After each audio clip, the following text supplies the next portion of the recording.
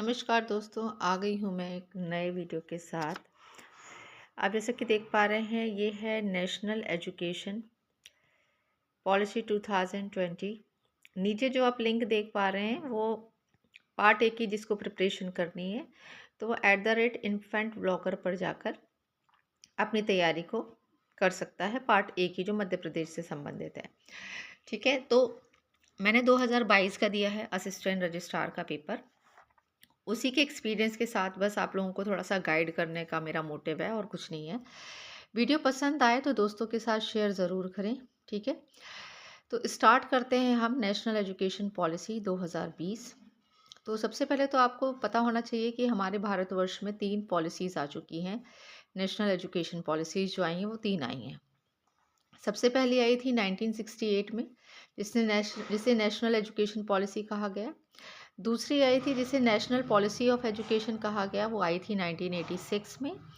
और जो third one है वो अभी करंट की है, नेशनल एजुकेशन पॉलिसी, जो 2020 में आई है, ठीक है। अब मेनली हमें इसमें क्या पढ़ना है, ठीक है। तो हमें इसमें पढ़ना है कि नेशनल एजुकेशन पॉलिसी का मेन विजन क्या था। तो विजन से रिलेटेड एक ना एक क्वेश्चन आ जाता है कि इनमें से कौन शामिल नहीं है, कौन शामिल है। तो विजन ऑफ एनईपी क्या रहा है? Equity, quality, access and accountability. These are the 4 visions जो नेशनल एजुकेशन पॉलिसी के हैं। Equity, quality, access and accountability, that means समानता, गुणवत्ता, पहुंच और उत्तरदायित्व। एक ऐसी शिक्षा प्रणाली का निर्माण जो भारतीय मूल्यों और परंपराओं पर आधारित हो। एक्स्ट्रा एक की पॉइंट दे रही हूँ कि सस्टेनेबल डेवलपमेंट गोल में क्वालिटी एजुकेशन किस नंबर पे रखा गया है? तो 4 नंबर पर रखा गया है, ठीक है। क्वालिटी एजुकेशन को किस में रखा गया है? 4 नंबर पर रखा गया है।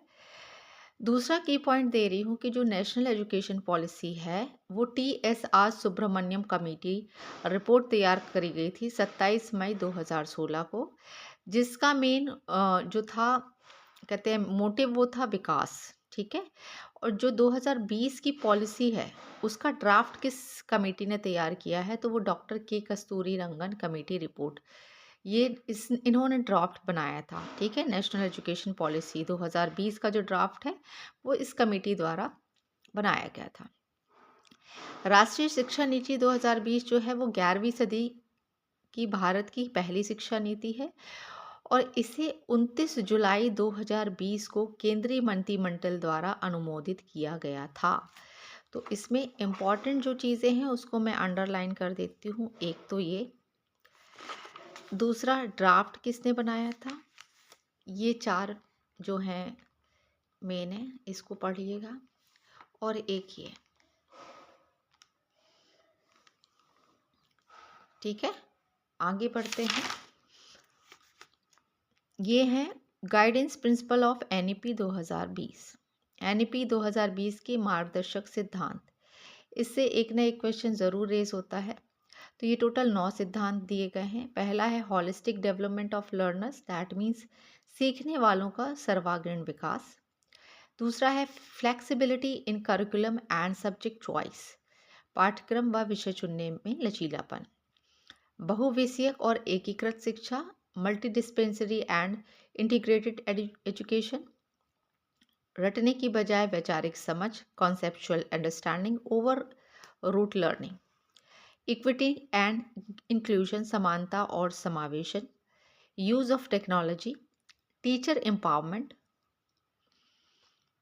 Continuous formative assessment, life long learning. तो which is not a principle of NEP 2020, ऐसा करके क्वेश्चन आएगा। तो आपको ये 9 के 9 कंठस्थ नहीं होने चाहिए, समझना है, ठीक है। अपार्ट फ्रॉम दिस, अब हम आ जाते हैं की पॉइंट्स पे, क्योंकि हमें कोई पीएचडी तो करनी नहीं है, हमें सिर्फ पेपर में अपना निकालना है पेपर को। तो की पॉइंट्स में आपको देखिए, पहले मैंने विजन में आपको क्या बताए थे? विजन में मैंने बताए थे एक्सेस, इक्विटी, क्वालिटी और अकाउंटेबिलिटी।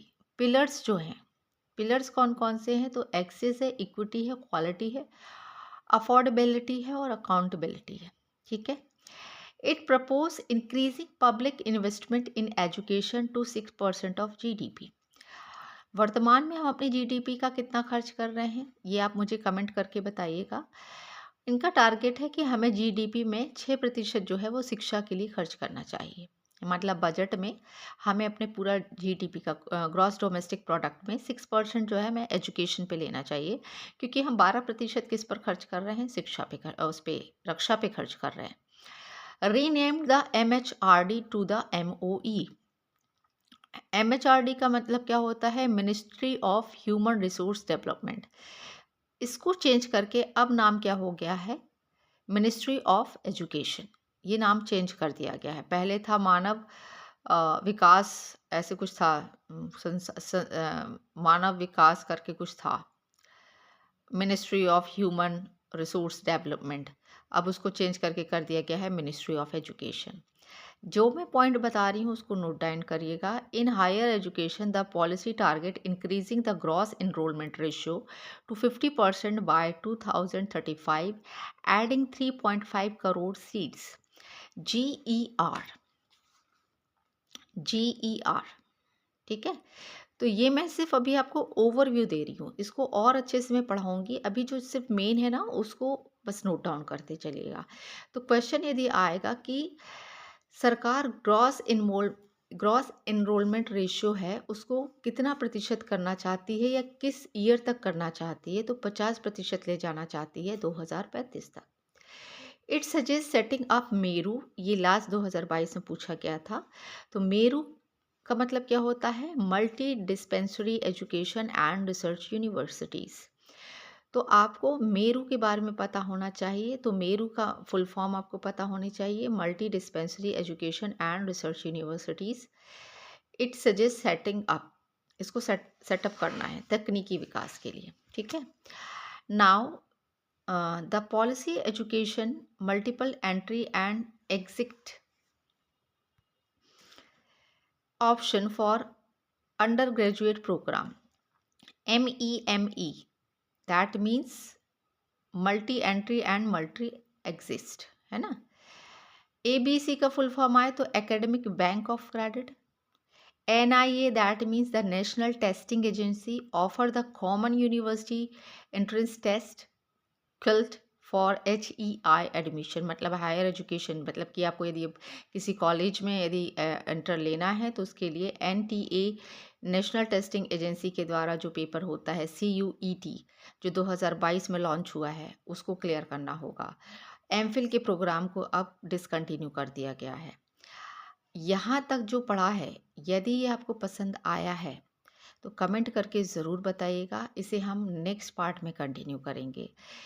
अभी जो मैंने पढ़ाया है उसे नोट डाउन कर लीजिएगा। ये सिर्फ एक ओवरव्यू था, डिटेल वीडियो लेकर आऊँगी, बशर्ते कि आपको कमेंट करके बताना है कि हाँ मैम जो आपने पढ़ाया है वो अच्छा लगा, ठीक है। तो आज के लिए इतना ही। Thank you, bye bye.